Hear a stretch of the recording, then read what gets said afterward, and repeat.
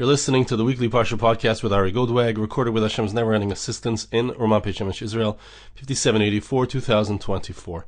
This week's Parsha is Parsha's Vayakhel, and we're going to read Shkolim, because we're going into Adar, and we have to start giving our donations to the Beis HaMikdash, to the Holy Temple, which hopefully will be rebuilt, so that we can bring our Korbanos Pesach, our daily offerings, our Shabbos offerings, our Yontif offerings.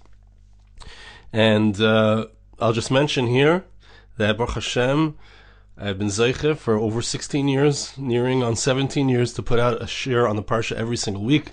And we've been doing the B'tachon podcast every single week for already at least 2 years consistently, and over 150 editions of the B'tachon podcast. So I would like to encourage you to go onto my website, arigoldweg.com, click the button that says donate, and help us be able to continue to create these inspiring Divrei Torah. Baruch Hashem, hundreds of people are listening to this every single week, and we have to lift ourselves together, rise together with words of Torah. That's what we're going to speak about today, Parshas Vayakhel and the Medrash.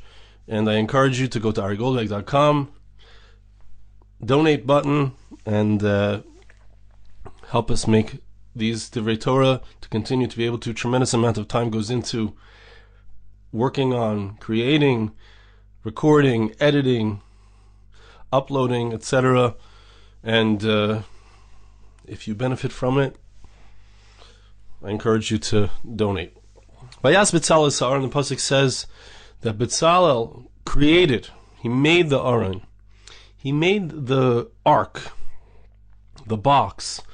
It was a wooden box. It was made out of atzei shitim, and it was covered on the inside and on the outside with gold, and placed inside of it was the luchos habris, the tablets, the broken tablets, the second tablets, which had on them Naseres HaDibros, the Ten Commandments, and the Torah, which was written by Moshe Rabbeinu, and eventually completed at the end of the 40 years, was placed inside of the Aron, and it represents the core of our relationship with Hashem. Is placed in the Holy of Holies, into which only the Kohen Gadol can go, and only on one day a year on Yom Kippur. It's the essence of what the Mishkan is. We've been speaking about the Mishkan. We're going to have one more week next week to speak about the Mishkan. But it's the essence of what the tabernacle is. It's the essence of our relationship with Hashem. And the pasuk says that Betzalel created, he made it, right? So, as the Meforshim explain and point out, even though it says Va'asu Aron atzei shitim, they shall make, it's plural, but here the Torah singles out Betzalel. It singles out his action in creating the Aron, in him doing something on his own in a certain way. And we're going to see what is that idea, what did he do on his own, and we're going to see what is the essence of what Torah represents, what the Aron represents, and what the central theme of our lives is supposed to be. So Medrash here says like this: Hado dichsiv Pesach dvarecha Yair Mevin Psaim. Pasuk says in Tehillim Kuf Yotes, in the 119th chapter of Tehillim, David HaMelech, King David, gives us 8 verses per letter of the 22 letters of the alphabet, of the Hebrew alphabet. And in each of these verses, he speaks about the power of the Torah. He speaks about the awesome light of the Torah. And he says that in the beginning of your words, you shine a light so that the fools can understand. So what is the beginning of the words of Hashem that David HaMelech is speaking about? Where is the light that shines out to give understanding to those who are not so smart? It says in the Medrash that in the time when Hashem created the world, right? So here we are talking about the tabernacle, which represents and parallels many aspects of creation. So let's go back to creation, and we're going to start to understand something about the Mishkan as well. When Hashem created the world, originally, when Hashem created the world, the entire world was just water and water. He hadn't separated between the waters. He hadn't created the heavens, Shomayim, that the waters are there, right? In the clouds, the upper waters, the lower waters, and of course these are also spiritual concepts, not just physical concepts.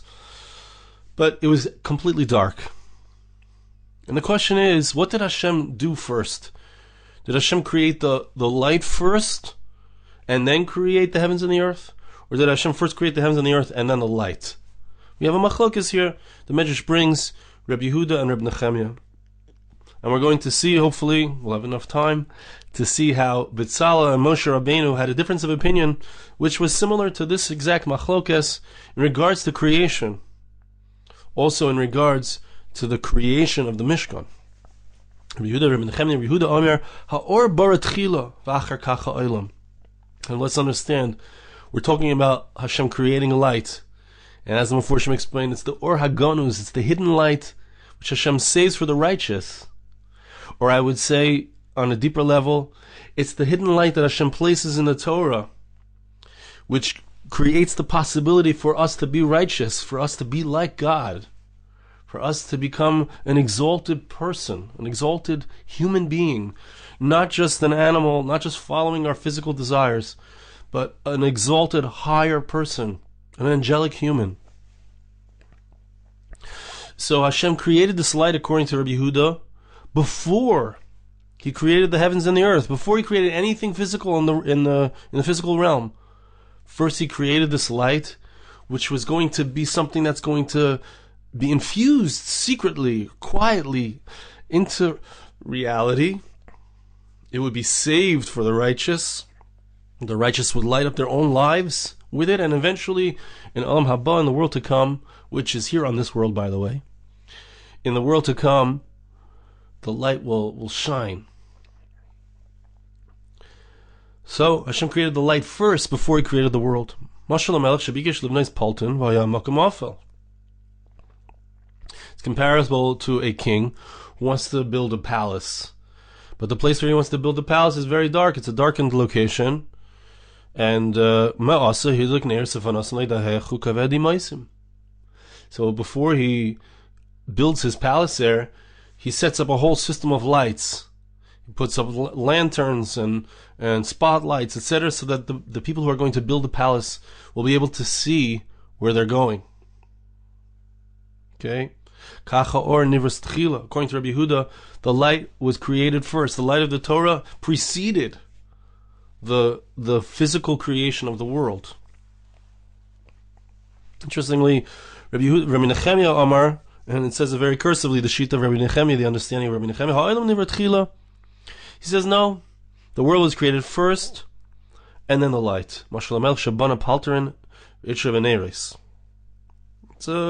It's analogous to a king who builds a palace and then puts lights into the palace. And by the way, it's important to understand that they don't have to be arguing, because there's two different aspects of light. There's a light that presages the world, the physical reality, and then there's a light as it fills up the world, right? Because as we fulfill the commandments, we fill the world with light. We bring light into the world. We light up the world with a spiritual light, okay? So, and the issue here, the Machlokes Rabbi Yehuda and Rabbi Nechemiah, is not exactly whether there's light before or whether the light comes in after, but it actually has to do with the psukim itself, because the Pashtus, similar understanding of the psukim is, Bereshit bara Elokim es hashamayim v'haaretz. In the beginning, Hashem created the heavens and the earth. The physical realm was created first. This is something that the Meforshim talk about here. But there's another way of understanding it. Bereshit bara Elokim es hashamayim v'haaretz. In the beginning of Hashem creating the heavens and the earth, there was darkness in the world. The first thing that He did in His creation of the heaven and the earth was to say, let there be light, and then He created the other things, okay? That's how Rabbi Yehuda understands things, that when the Pasuk mentions creation of heaven and earth, it's not saying that was created first. It's just saying that in the process of creating heaven and earth, first Hashem created the light. That's how Rabbi Yehuda understands it.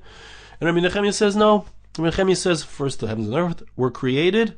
That doesn't mean that there wasn't anything preceding that, but the psukim are not talking about this primordial light, according to Rabbi Nechemiah.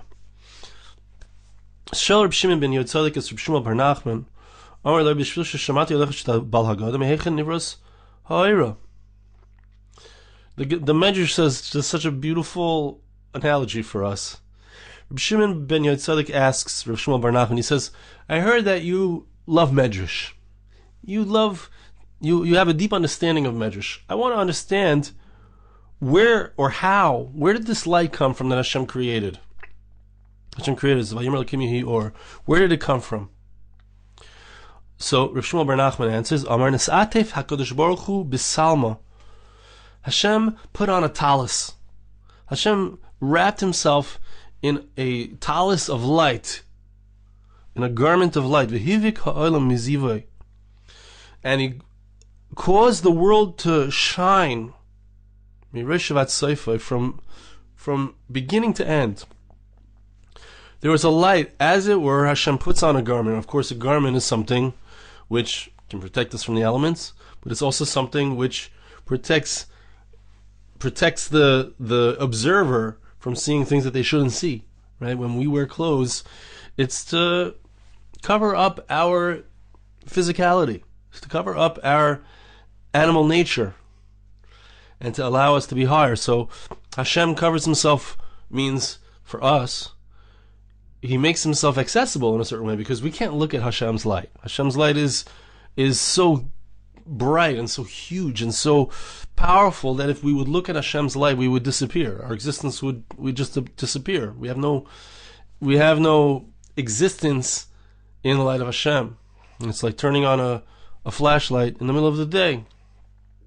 So Hashem covers up his light, but he's shining. The light of Hashem is shining through the talis. It's shining through this covering. And that light that Hashem allows through, so to speak, is the light that surrounds the entire world from the beginning to the end. And it's a pasuk. Oite ar kasama, we say this pasuk every Rosh Chodesh. We're going to say it soon. Rosh Chodesh is Monday. Hashem uses light as a garment. Hashem covers himself with a garment of light. And then Hashem hangs the heavens like a curtain. He takes the light, he infuses the light into this garment, and then he puts the garment, as it were. This is a mashal, of course. These are all analogies. Hashem uses that light, he uses that garment of light to create the world. That's the heaven. Lefichach Pesach dvarecha yoyer. So now coming back to the pasuk which we started with, the pasuk in Tehillim, which says that the beginning of your words give us light. Mimenu limdu atzadikim shoyim aschilim medavar haypoischim ba'ira. From the way that Hashem created the world, according to Rabbi Yehuda, says Hashem first creates light and then creates the world. And we see that in the pasuk. Hashem first wraps himself in a garment of light and uses that light to create the world. So the righteous try to emulate Hashem. If God, when he creates the world, does it in a certain way, or expresses it to us in a certain way, communicates to us that this is how he did it, so there's a reason why we need to know that. And the righteous, the people who are tzaddikim, who are trying to emulate God, trying to bring God's light into the world, they say, well, let's try to do it the same way. If we're getting involved in something, let's try to do it the same way. We find that Hashem says to Moshe Rabbeinu to make the Mishkan. And Moshe communicates that to Betzalel. Amar Betzalel, uvama eftach tchila. So Betzalel says, what should I do first? And as the Meforshim explained, there's two different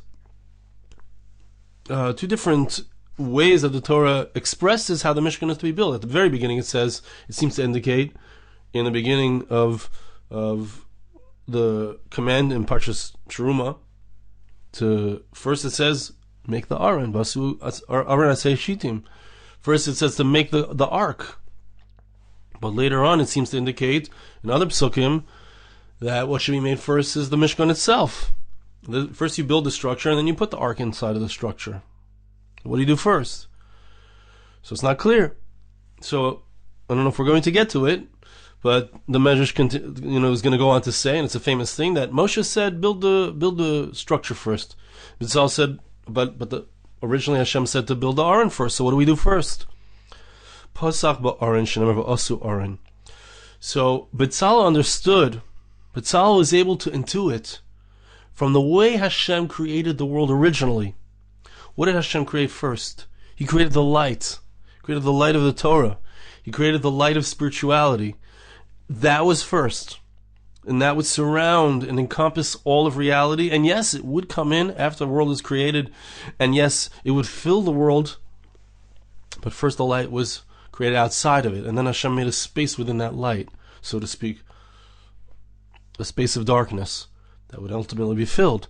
But Betzalel says we should make the Aron first. Also, Aron, one of the explanations of the word Aron is Or-Rain. It's from a language of light, because it contains light. It's the essence of our relationship with Hashem. It's the light that Hashem prepared from before. The Aron needs to be created first. The encasing, the box which will hold the Torah, that has to be made first. That is the expression of the light. Just like Hashem created the light first, so to that which contains the light and is going to be a vehicle for the light to be given over to the Jewish people so that they can emulate God. It also has to be done first. It has to be created first. Okay, so this is a beautiful mashal, a beautiful idea, a beautiful deep concept. The Torah is light. The Torah is our relationship with Hashem. The Torah is that which is from before Hashem even brought anything in the world into existence. There was a recognition. Before Hashem created any human being to have a relationship with Him, there was already a relationship. Think about it in terms of love. A person is waiting for their child to be born. There's a sense of love for a child that's unborn yet, that's not yet born. Right? Hashem expressed His love through the Torah, expressed an interest in a relationship with His creations before the creations were created. And that's expressed in Betzalel's statement, Betzalel's wish, Betzalel's understanding. Just like it was in creation, it's true also in the creation of the Mishkan. Let's see a little further in the next piece in the Medrash. The pasuk says in Mishlei, in Proverbs chapter 9, verse 9, give to the wise person, and the wise person will become more wise. What does this mean? The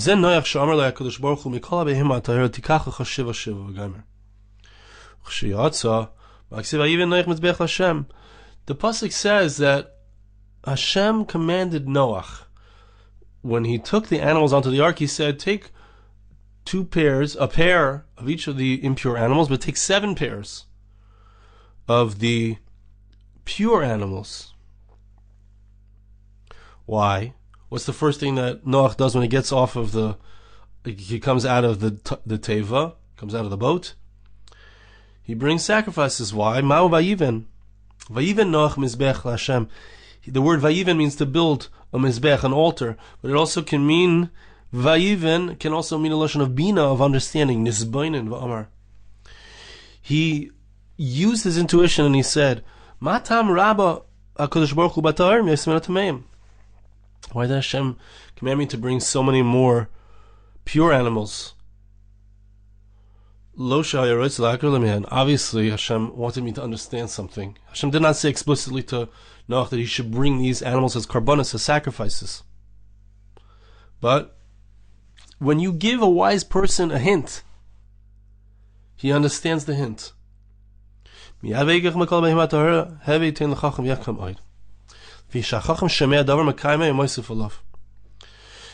a wise person hears, he doesn't just hear the surface level understanding of whatever's in front of him. He hears and he understands the depth. He hears and he understands the implication. He gives another example, not going to get into it, but then it talks about Betzalel. We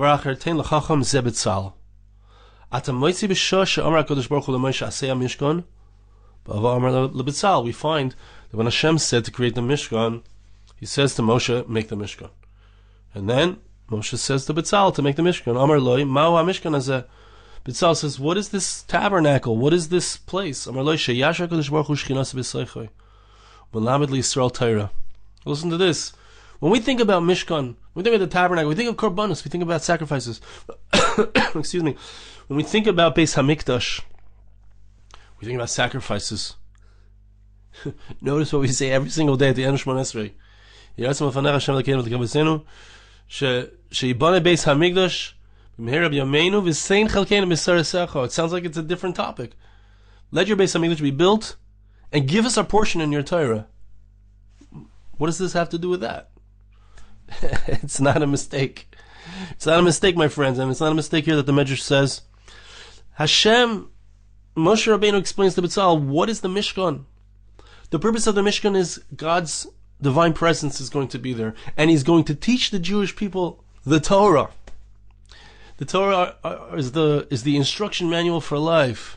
The Torah is the relationship that we have with Hashem, what it looks like. That's what the Mishkan is about. That's what the Beis Hamikdash is about. When we think about what are we missing, oh, we have Eretz Yisrael, we have a land of Israel, we have a kaisel, we can daven there. What are we missing? We're missing the Shekhinah. We're missing the sense of HaKadosh Baruch Hu being here with us. And we're missing the Torah. We don't have open manifestation, clear instructions. Of course, we have our Masorah, we have our traditions, but we don't have clear answers to exactly what Hashem expects from each and every individual. We want nevuah, we want prophecy, we want the direct and open, clear instructions of Hashem. That's only where? It's only in the tabernacle. It's only in the Beis Hamikdash. That's what Moshe Rabbeinu says to Betzalel. This is the place of Hashem's divine presence. This is the place where Hashem teaches us Torah. So Betzalel says, where is this Torah given? Where do we place? Where is the Torah going to be placed? What is the physical location? Excuse me, which most represents the Torah? Moshe says we're going to first make a tabernacle. We're going to make the ark of the covenant. Inside of that ark, we're going to place the Torah. Amar le Rabbeinu Moshe, ein kodesh shel Torah bekach. So Betzalel says, look, that's not the proper honor to accord the Torah. If the Torah is the essence of our relationship with Hashem, if the Torah is placed in the ark, which is placed in the holiest place in the Mishkan, it doesn't make sense that we're going to make the tabernacle first and then the Aron.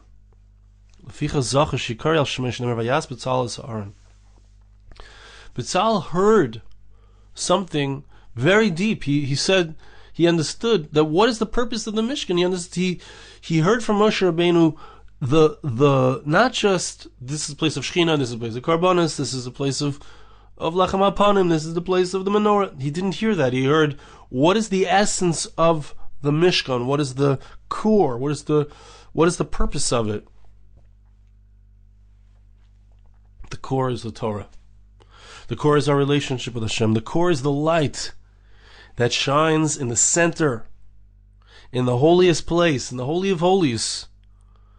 It's that container which contains the Luchos HaBris, the box which holds in it the 10 Commandments.